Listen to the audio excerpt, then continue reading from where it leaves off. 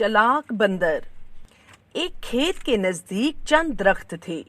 ان میں سے ایک درخت پر ایک بندر رہتا تھا۔ وہ بہت دنوں سے دیکھ رہا تھا کہ کھیت میں مرچیں اگ رہی ہیں، نرم نرم مزیدار چٹارے دار مرچیں، اور یہ دیکھ دیکھ کے اس کے منہ میں پانی بھر آتا تھا۔ مگر سوال یہ تھا کہ مرچیں کس طرح سے کھائی جائیں، کیونکہ کھیت کا مالک کسان بہت ہی ہوشیار تھا۔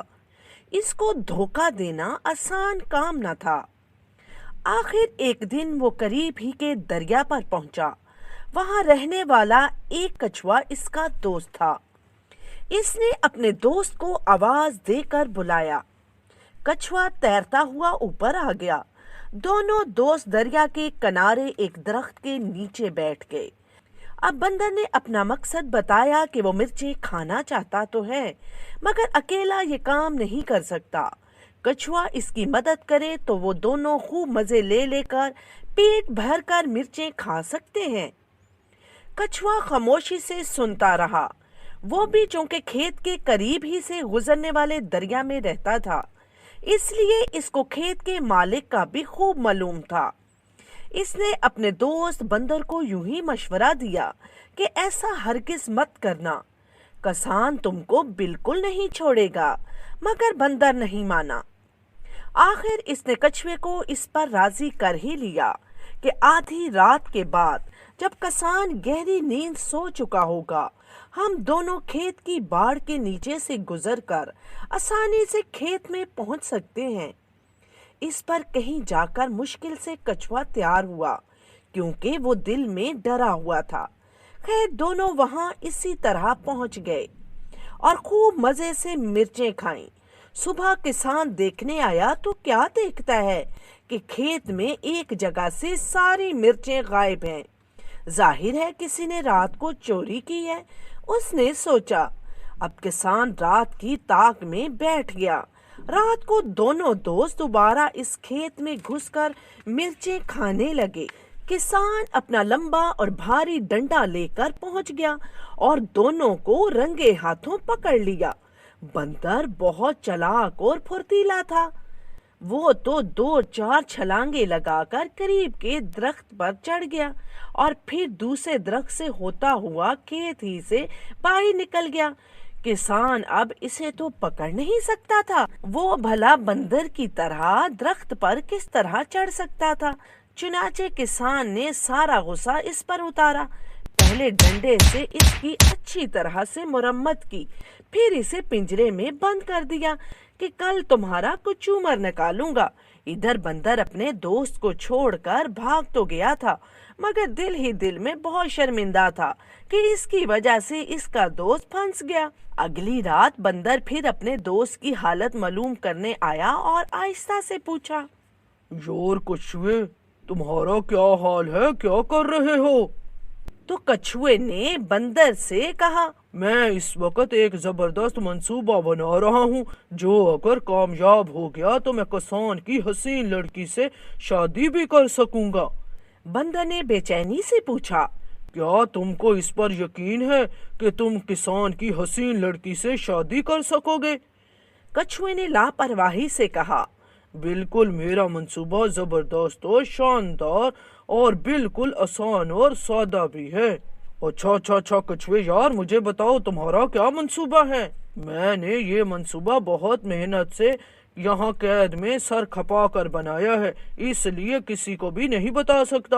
میری اتنی محنت کا کچھ تو صلہ ملنا چاہیے۔ کچھوے یار چلو، تمہاری کوئی شرط ہے تو بتا دو، پھر میں دیکھوں گا کہ میں کیا کر سکتا ہوں۔ کچھوے نے بندر کی چالاکی اور خود غرضی کا بہت اچھی طرح سے اندازہ کر لیا تھا، جو اسے مصیبت میں پھنسا چھوڑ کر خود بھاگ گیا تھا۔ اب اس کو پوچھنے بھی آیا تو اپنے مطلب سے، اس لیے اس نے اطمینان سے پنجرے کی دیوار سے ٹیک لگائی اور بولا، ہاں میری ایک شرط ہے، جو اسے پورا کر دے گا میں اسے وہ ترکیب بتا دوں گا، پھر بے شک وہ میرے بجائے کسان کی حسین لڑکی سے شادی کر لے۔ یار کچھوے، تم شرط بتاؤ تو صحیح۔ چلو بھائی، شرط بتائے دیتا ہوں۔ बस तुम भाग नहीं जाना, क्योंकि शर्त ही ऐसी है। यार कछुए, शर्त बताओगे भी कि नहीं, या सुबह कर दोगे? किसान आ जाएगा और मुझे भी पकड़ कर ले जाएगा। अरे बंदर भैया, मेरी शर्त बिल्कुल सादा और आसान भी है, और सिर्फ 2 हिस्सों पर मुश्तमिल है। मेरी पहली शर्त यह है कि तुम मुझे दरिया में ले जाकर छोड़ दो। दूसरा, तुम फिर मेरी जगह इस पिंजरे में बंद होकर बैठ जाओ। सुबह किसान की हसीन लड़की तुमको नाश्ता देने आएगी, तो तुम इससे मामला तय कर लेना। मेरा तो ख्याल है कि मुझे कछुए के मुकाबले में एक बंदर को अपना खामद बनाना ज्यादा पसंद करेगी। अब फैसला तुम खुद कर लो, क्योंकि किसान किसी भी वक्त मुझे देखने आ सकता है कि मैं कहीं निकल कर भाग तो नहीं गया।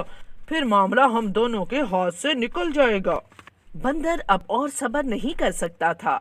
इसने झपट कर पिंजरा खोला, कछुए को अपने दोनों हाथों पर उठाया और दरिया की तरफ दौड़ा। जहां पहुंचकर इसने कछुए को दरिया में उतार दिया और देखते ही देखते गहरे पानी में कछुआ गायब हो गया।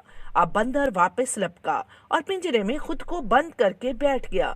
अब इसे सुबह होने और किसान की हसीन लड़की के आने का इंतजार था।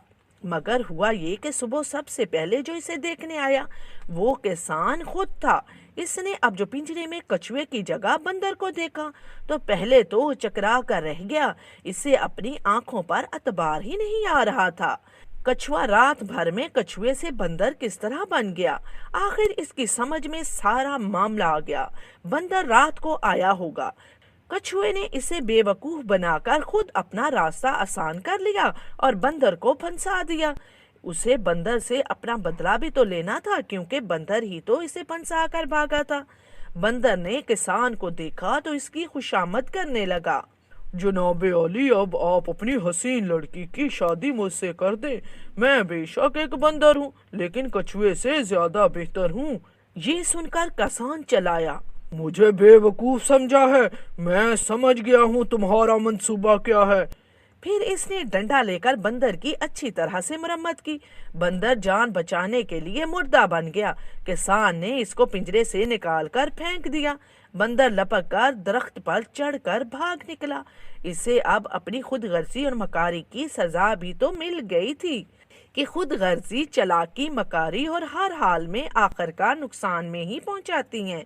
तो प्यारे बच्चों, हमें इस कहानी से ये सबक मिलता है, खुदगर्जी, चालाकी, मकारी हर हाल में आखिरकार नुकसान ही पहुंचाती हैं। ऐसी चीजों से हमें बचना चाहिए।